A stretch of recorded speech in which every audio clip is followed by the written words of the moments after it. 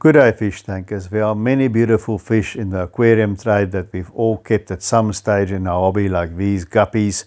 But then there are many others, that don't fall on the normal category, like these tetras, that are maybe oddballs, or that we don't see that often, that are maybe a bit rarer, but not necessarily. Some are quite common in the hobby, some have been around for ages, but somehow they go under the radar. We've just forgotten about them, or maybe they don't look so great in the dealer's tank and just need the right environment to color up, or maybe they just need some specific challenges that you have to deal with. But there are some aquarium fish that I think are really nice and very underrated. So if you want something on the bottom of your aquarium besides Corydoras, I think I may just have the answer for you. I've compiled a list of a Dynamite dozen of 12 underrated aquarium fish. Want to know what they are? Stick around.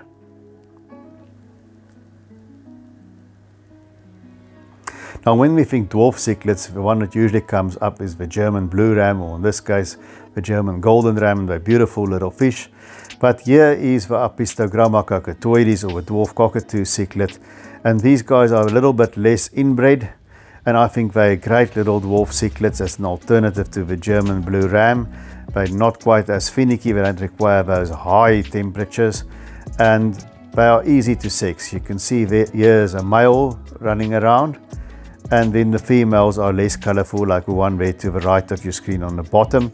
So get a male and a female, get a pair, put them in a tank. It doesn't need to be large. A 2 foot 15-gallon tank will suffice, and give them a little hideout, like an upturned coconut shell, some stacked together driftwood, or maybe even some skillfully arranged rocks, and a nice planted tank. Let them have a bottom half to their own. You can put some diverfish in the top half, and they'll soon breed, and you'll get to see that great parental care.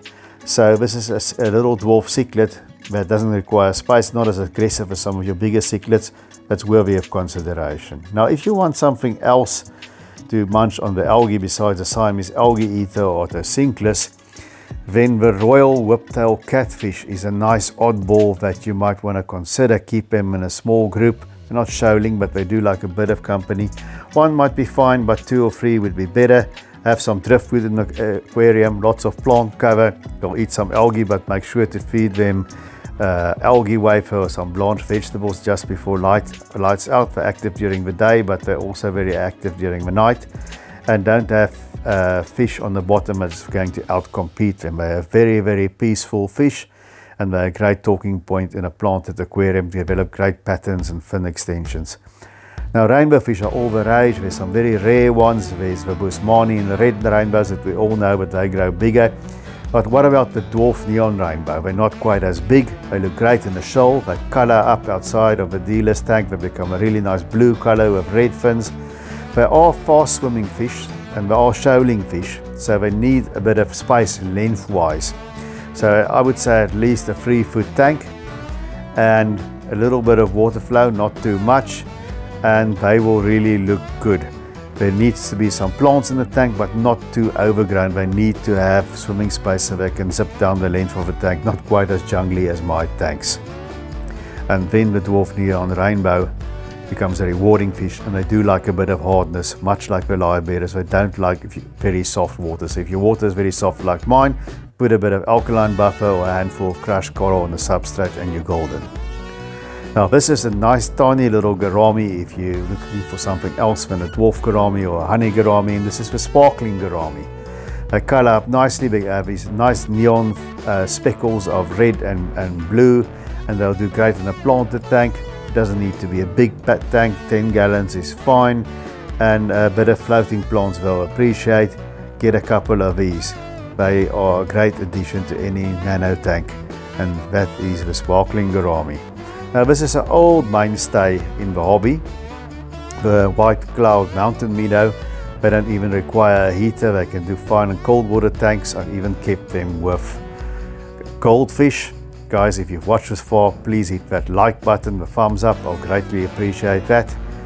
And they've often called the poor man's neon tetra. Like you see, they're swimming there with neons, and they do look spectacular with the red fins and that little gold stripe. This is for wild variety, but you also get a golden variety. You can mix the two if you like, as long as you have at least 6 of them together.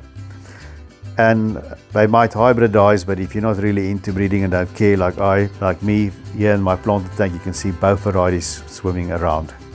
Great hardy little beginner fish, as are these. When we think bobs, we think tiger bobs, we think aggressive, we think big fish like tinfoil bobs, but the cherry bob is a very underrated fish because they don't really color up in the dealer's tank.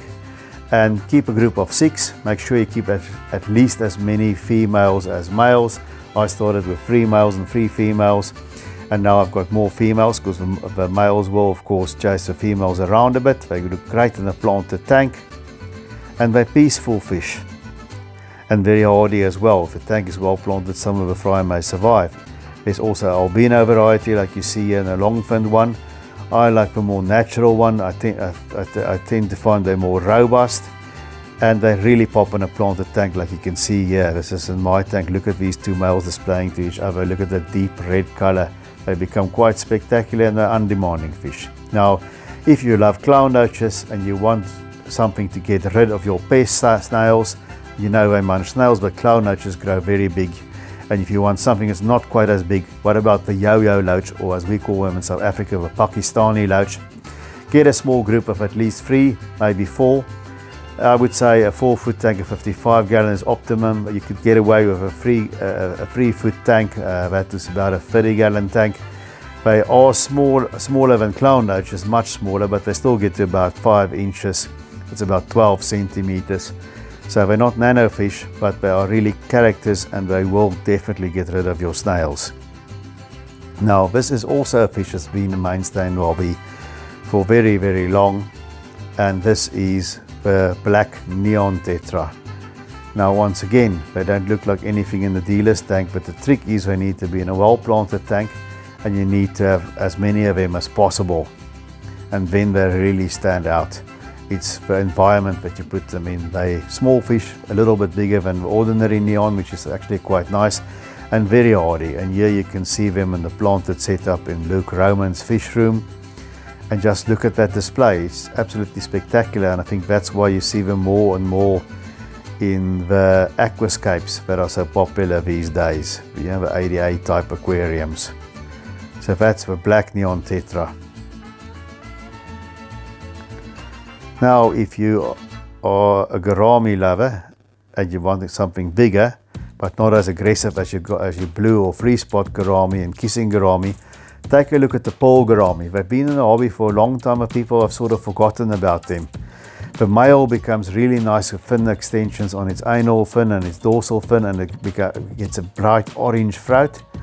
Get a pair. I would say at least a 3-foot tank, a 30-gallon, or a 4-foot tank is probably the best type of setup for them.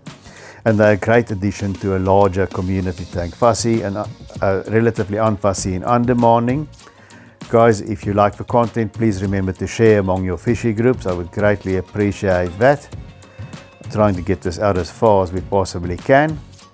But take a look at the Paulgami. They do become spectacular and have an understated beauty and elegance.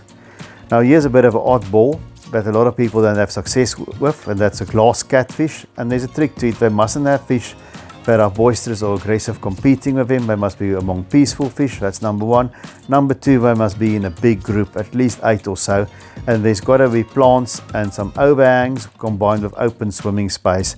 And they will eat flag food once used to it, but also give them frozen food like cyclops, frozen brine shrimp, that sort of food. That'll get them off to a good start, and they are something unusual. And here's a heart-shaped tetra, one of my favorites, a Colombian redfin tetra. We all know about the serpate tetras and the rosy tetras and the bleeding heart tetras and the lemon tetras, but this one is quite overlooked because once it becomes bigger in a planted tank in a group of 6 or 8 or more, they've developed a nice blue color and spectacular red fins. They're peaceful, they're great community fish. Here's one of mine that's about, I would say almost 6 years old. And look at those colors, you can see it's an older fish. But take a look at the Colombian redfin. We're going to end off with a killifish. This is a Norman's Lampeye killifish. It's a relatively unspectacular grey little fish, but in a shoal like here, in a planted tank, with those glowing little blue eyes, they make for a great display.